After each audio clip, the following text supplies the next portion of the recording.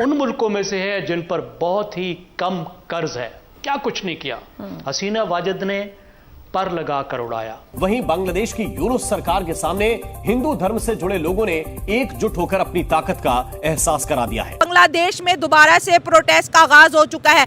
अच्छा, अगर आपको पाकिस्तान में मुस्तकिल तौर पर रहना पड़े तो फिर आप क्या करेंगी? कौन से शहर में रहेंगी और क्या आपकी फीलिंग होगी फिर?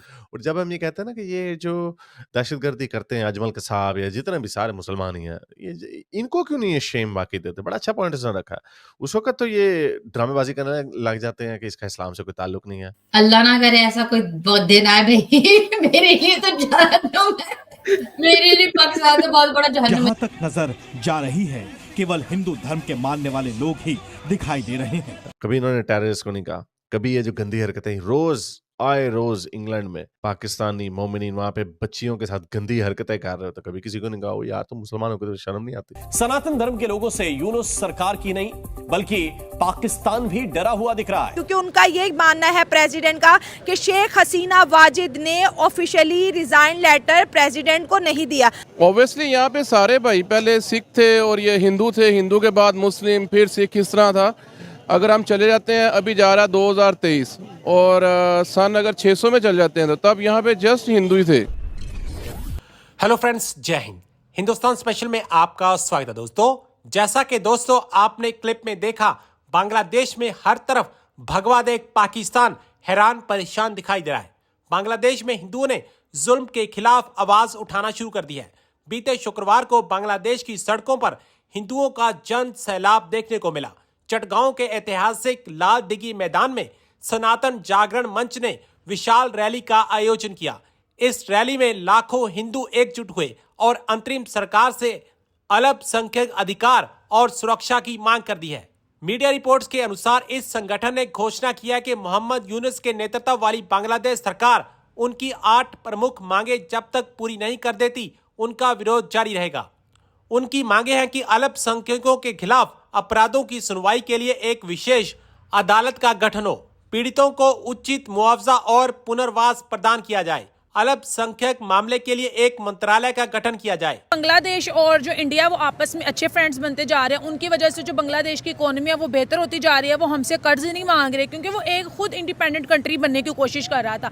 उन्होंने क्या किया, उन्होंने पहले तो मोदी जी की हुकूमत को ना लाने की कोशिश की। उन्होंने इंटरनेट स्लो कर दिया, मतलब कि हर चीज जो मोदी जी की सपोर्ट में जा रही थी उसको स्लो कर दिया। मोदी जी के खिलाफ वीडियोज बनाते थे, उनको रीच दे दी ताकि यही वीडियोज वायरल हो। इस वजह तो शो में कल ठीक हो गया। अगर हम बांग्लादेश की बात कर लें, ये मैं बोलूंगी कि बांग्लादेश में कोई ऐसा इंसान जरूर है जो अमेरिका का बिल्कुल पुतला बना हुआ है। ठीक है, मोहम्मद यूनुस सरकार तो है ना, जो मोहम्मद यूनुस है वो इसकी सबसे बड़ी एग्जांपल है। वही बांग्लादेश में सब कुछ करवा रहा है क्योंकि वो बांग्लादेश का सगा नहीं है। जो सगी थी उनको उन्होंने निकाल के भेज दिया और अब उनको भी डिमांड कर रहे हैं। तो पता नहीं बांग्लादेशी इतने मुझे ऐसा नहीं है कि ब्रिक्स कामयाब हो गया है शायद इस वजह से अमेरिका दोबारा से प्रोटेस्ट, इसी वजह से तो उनको मिर्चें लगी है ना अमेरिका को, क्योंकि जो इंडिया उनके तो जो इंडिया ना वो तो अमेरिका की किसी बात पे एग्री करता नहीं है। ठीक है, इवन के अमेरिका खुद चाहता है कि हम इंडिया में आके इन्वेस्ट करें, ये करें वो करें। तो ब्रिक्स की जो मीटिंग हुई है उसमें चाइना देख लो, इंडिया देख लो और रूस को देख लो, वो जिस तरह से वो खुश हैं और जिस तरह से उन्होंने वो मीटिंग किया, जिस तरह से वो सक्सेसफुल हुए हैं, तो वो अमेरिका को बिल्कुल हजम नहीं हुआ। और देखो उसी मीटिंग के बाद आज बांग्लादेश में फिर तमाशा लग गया कि इनके प्रेसिडेंट को निकालो। और सबसे अहम चीज़ जो मैंने नोटिस की है, बांग्लादेश में कुछ भी होता है वहाँ पे बांग्लादेशियों को कुछ नहीं कहते, वहाँ पे बांग्लादेशी हिंदुओं को टारगेट किया जा रहा है और वो स्पेशली हिंदुओं को गुस्सा दिलवा रहे हैं और वो मोदी जी से कुछ ऐसा करवाना चाहते हैं। आपको पता है कि जहाँ पे भी टेंशन बढ़े, आपको पता है कि जहाँ पे भी हिंदुओं पे कुछ जुल्म होता है, पाकिस्तान की बात कर लो या अदर कंट्रीज की कर लो, तो मोदी जी बहुत एक्टिव होते हैं और वो उन पे बात करते हैं। जिस तरह से हमने तुर्की में एक वाकया देखा था, वो अपने हिंदुओं को लेके बहुत ज्यादा देखिए जिस तरीके से बांग्लादेश वाले स्टेप्स ले रहे हैं, ये बांग्लादेश को बांग्लादेश बनाने के सफर पे लेके चले गए हैं। अच्छा।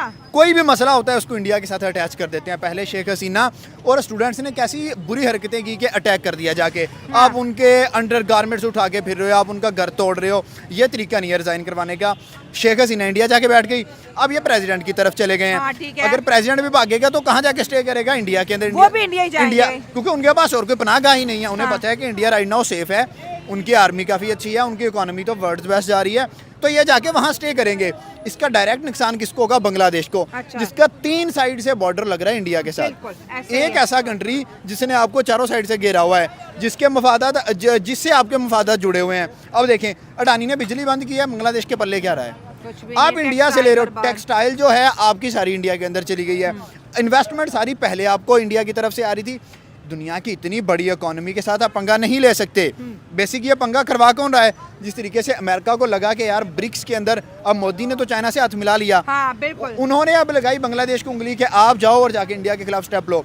बांग्लादेश सोचे, इतना सा बांग्लादेश है और इतने बड़े इंडिया से पंगा ले सकता है? नहीं। पाकिस्तान की इंडिया से ट्रेड बंद हुई तो हमारे आप देखेंगे महंगाई कितनी ज्यादा नजर आ रही है। सही बात है। अगर बांग्लादेश की भी बंद हो जाएगी, ऑलमोस्ट तो बंद ही है, हाँ। अगर बिल्कुल बंद हो गई तो बांग्लादेश भी गया, और रोड पे देखिए, आ जाएगा। इंडिया के बड़ापन देखिए कि आज भी वो जो फूड कमोडिटीज हैं या फिर मेडिकल वीजाज है वो उनको दे रहा है। अब बार बार, क्योंकि जब भी बांग्लादेश के अंदर प्रोटेस्ट होता है, ये बंगाली क्या करते हैं, इंडिया की इन्वेस्टमेंट को नुकसान पहुंचाने की कोशिश करते हैं। जो हिंदू नजर आते हैं, हिंदुओं को नुकसान पहुंचाने की कोशिश करते हैं। फिर से सड़कों पर निकल आए, तोड़ फोड़ का आगाज कर दिया है। आखिर ये कौन सी तब्दीली चाहते हैं और ऐसे कौन सी तब्दीलियां आती हैं जो मुल्क, ये स्टूडेंट कुछ भी कहे कि ये तो गुंडागर्दी हो गई, या तो मुझे ऐसा लगता है बांग्लादेश के स्टूडेंट जो है इंसानी ज़ॉम्बीज बनते हैं। I have never heard people saying that to terrorists. Terrorists के लिए कभी सुना है कि अजमल कसाब को शर्म आनी चाहिए, मुसलमानों के इतने लोगों को मारा? Very good point, very good point, बड़ा पॉइंट है, ठिका ठोक के मारा। और इनका इस्लाम शुरू होता है औरतों की टांगों से, बस वहीं तक ही इनका इस्लाम रहता है। और जब हम ये कहते हैं ना कि ये जो दहशतगर्दी करते हैं अजमल कसाब या जितने भी सारे मुसलमान ही हैं, ये इनको क्यों नहीं ये शेम वाकई देते? बड़ा अच्छा पॉइंट इसने रखा है।